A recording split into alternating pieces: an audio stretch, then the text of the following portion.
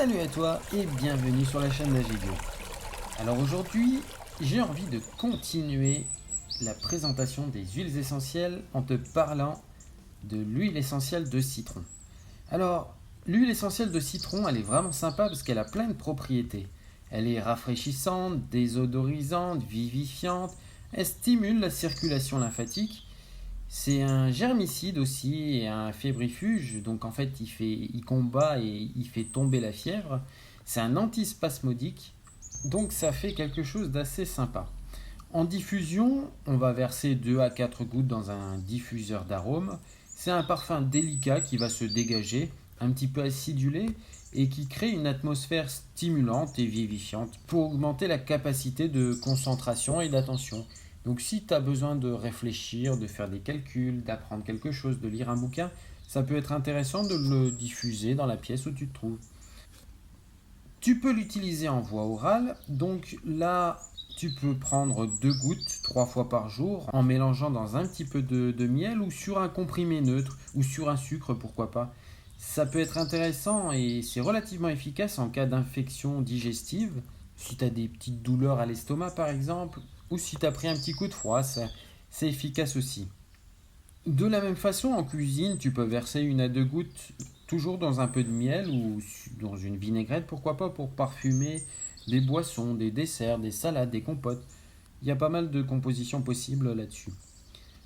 En massage, alors tu vas verser 1 à 2 gouttes dans 4 à 5 cuillères à soupe de corps gras.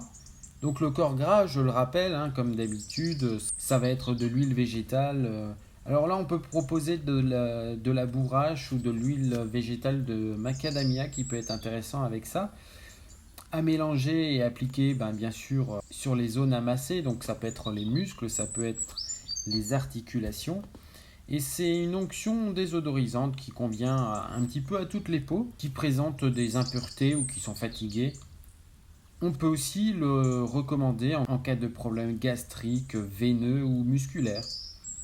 En inhalation, alors en inhalation, tu vas verser 1 à 3 gouttes dans une cuillère à soupe de miel.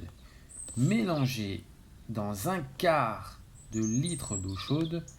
Et en fait, la vapeur qui va se dégager, la vapeur produite, va soulager en cas de rhume, d'infection, de problèmes cutanés ou de céphalée. Tu peux l'utiliser en bain, donc tu vas verser 2 à 5 gouttes dans 2 à 3 cuillères à soupe de miel. Tu mets ça dans l'eau du bain et une fois remué, ça va te faire un bain rafraîchissant qui te détend, te déstresse un petit peu et notamment quand tu es dans une période de fatigue, ça te redonne un petit peu de peps. Alors, on peut l'utiliser aussi en compresse en cas de pores dilaté ou de fatigue de la peau. Alors, comment tu fais? Tu vas verser 1 à 2 gouttes dans une cuillère à soupe de miel et tu rajoutes un quart de litre d'eau. Donc c'est ce mélange que tu vas pouvoir utiliser avec une compresse. Alors attention, comme très souvent, il y a des précautions d'emploi. On a des molécules allergènes qui sont naturellement présentes comme le citral, le géraniol, le limonène, le linalol. Donc il faut faire attention à ça. Bien sûr, ne pas utiliser chez la femme enceinte ou allaitante, ni chez les enfants. Toujours utiliser en le diluant dans un corps gras, parce qu'en l'utilisant pur, tu risques d'avoir des irritations de la peau.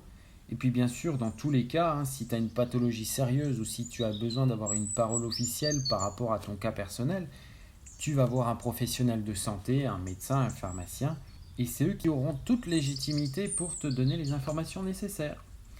Allez, j'espère que cette petite présentation t'a plu. Et si c'est le cas, n'oublie pas de mettre un petit pouce bleu. Et il y a beaucoup de personnes parmi vous qui regardent les vidéos mais qui ne s'abonnent pas. Pense à cliquer sur le bouton s'abonner. Pour toi, c'est gratuit, mais par contre, pour moi, ça va m'aider grandement à développer la chaîne. Allez, je te dis à la prochaine. Salut!